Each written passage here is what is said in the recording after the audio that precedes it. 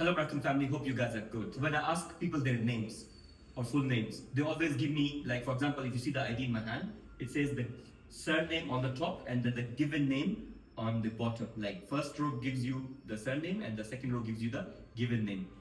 English, given name is also the first name of yourself. The first name is your given name and surname is also called your family name. Like, for example, now this one, it says Nachainji Joanne, sorry.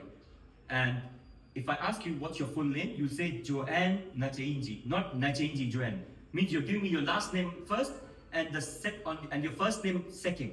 That's a wrong order of giving out your name. Now, for example, if there's a guy, and if I ask him his name, he might say Kalima Richard. Though Kalima is a surname and Richard is the first name. So you should be telling me Richard Kalima, not Kalima Richard.